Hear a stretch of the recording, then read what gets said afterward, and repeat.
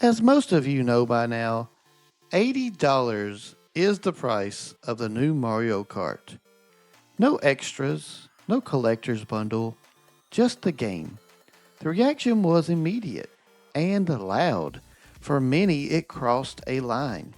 But while attention locked onto that number, something else went unnoticed. Most modern games, the ones labeled free to play or even sold at $60, don't stop there. They continue to charge battle passes, cosmetic packs, season after season, a few dollars at a time, over and over. And over the course of a year, that quiet spending often adds up to far more than $80. It doesn't always feel that way, of course. The prices come in slowly, spread out, easy to justify, until they aren't. Gamers call Mario Kart expensive, but compared to what they spend elsewhere, $80 might be the most honest price in gaming. Let's take a closer look. Hey, I'm Tonic, and welcome to my channel, Legend of Potato! If you love games, Nintendo debates, or just figuring out where your money actually goes when you hit purchase, you're in the right place. Take a second to subscribe if you haven't already. I post every Monday, and I promise not to waste your time. Let's be honest. It's easy to roll your eyes at an $80 price tag, especially when it's on something as familiar as Mario Kart. But what if we've been looking at the price all wrong? In a gaming world built on season passes, endless skins, and content that unlocks only after you open your wallet again, Nintendo just put the whole bill on the table, up front. No drip feed of content, no paywalls tucked behind cosmetics, just the game. And that got me thinking, how much are we really paying for the games we think are cheaper? Because the truth is, gamers have gotten used to paying more while being told it costs less. So let's dig in. Let's look at the real cost of the games we play, and let's talk about why $80 for once might actually be the honest number. On the surface, it's a bold move. Nintendo launching a major title, one of their biggest, at $80. No deluxe box, no statue, no steelbook, just the game. And right away, the response from gamers was loud. Some called it tone deaf, some said it was greedy, others just shrugged and said, this is where it's all headed anyway. But the reason this moment matters isn't just the number. It's what the number represents. We're used to thinking of video game prices as fixed.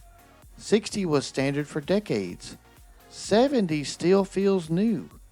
So when a familiar franchise like Mario Kart shows up with an $80 price tag, it feels like a step too far. But maybe that's the point.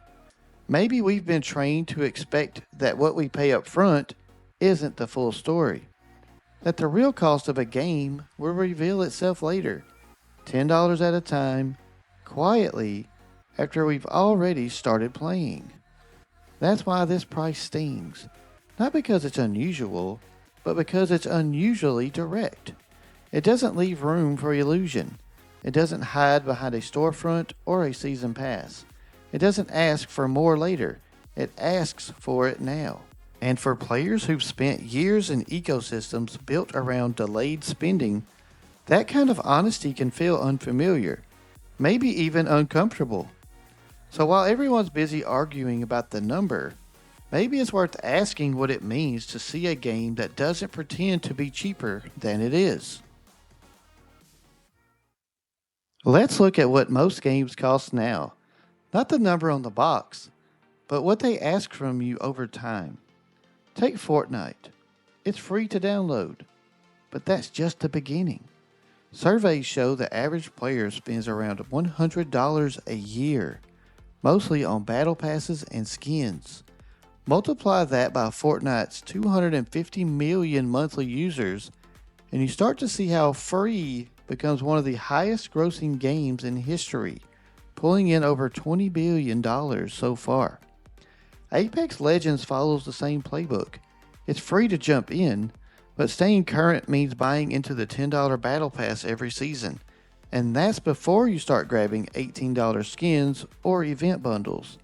EA reported over $3.4 billion in revenue from Apex alone, with an average spend of about $20 per player across 170 million users.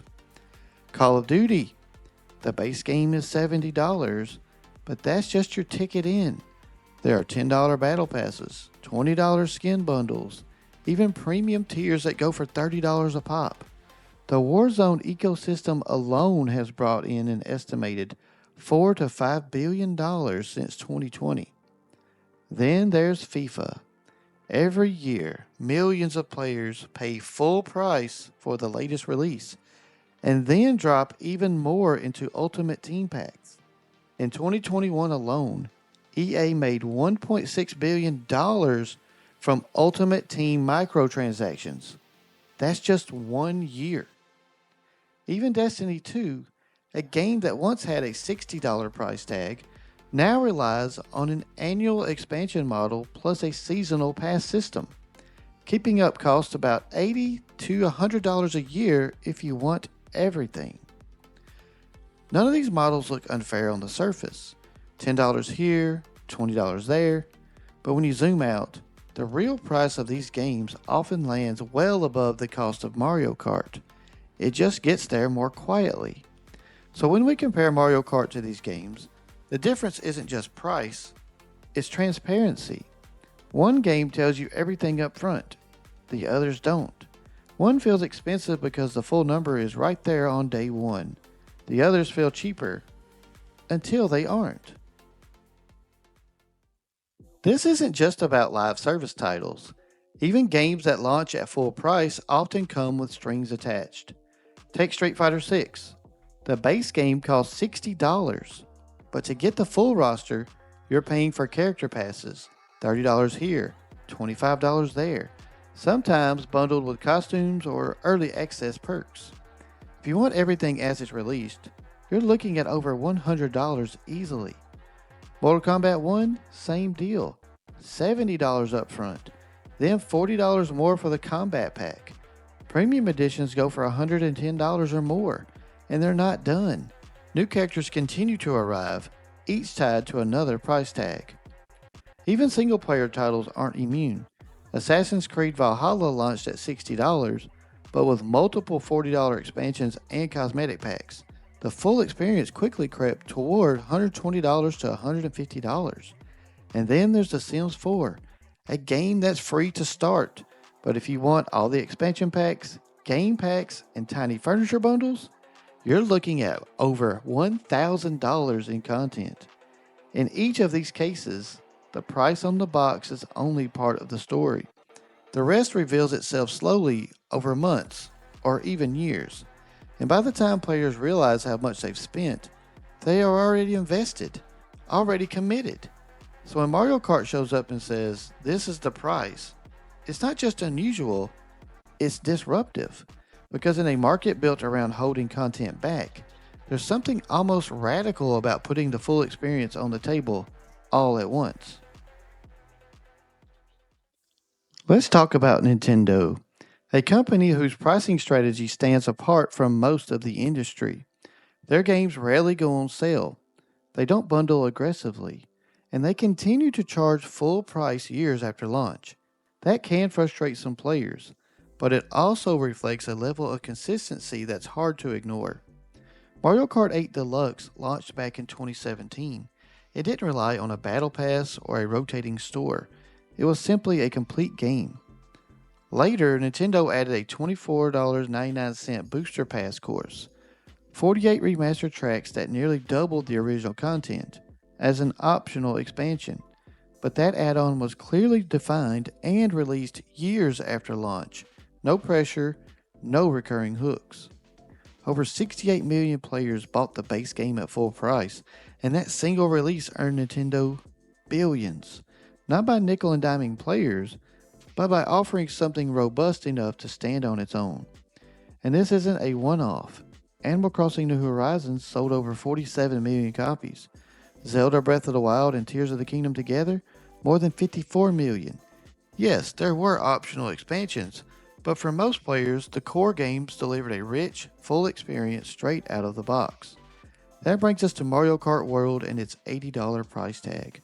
On paper, it feels steep, but if history is any guide, this title will likely follow the same playbook, offering a solid, content-rich base experience with maybe a DLC pass down the line. The difference? You know what you're getting up front. It's not designed to pull you back in with constant micro purchases. It's not fragmenting content or hiding features behind paywalls. That doesn't make Nintendo's approach perfect, but in an industry increasingly built around deferred costs and rolling monetization, there's something striking, maybe even refreshing, about a game that feels complete on day one. $80 might be a lot, but it's also the whole number, and in 2025, that's starting to feel like a rare kind of honesty. At the end of the day, gamers want value. They want to feel like what they're buying is worth the price, whether it's free to play, $60, or $80. And that's the point of all of this. Not to defend one company over another, but to look at what we're really paying and who's being honest about it. Maybe it's time we stopped reacting to prices and started examining models, because transparency shouldn't be the exception, it should be the rule. When a game lays it all out, when it says, this is everything, take it or leave it, that's not just honest, it's refreshing. So the next time you see that $80 price tag, ask yourself, is it expensive? Or just finally telling the truth? Thanks for watching. If you enjoyed this breakdown, hit that like button and consider subscribing for more content like this. I cover gaming news, Nintendo history, and all the little details that make this industry worth paying attention to. I'm Tonic, and this is Legend of Potato, and I'll see you in the next one.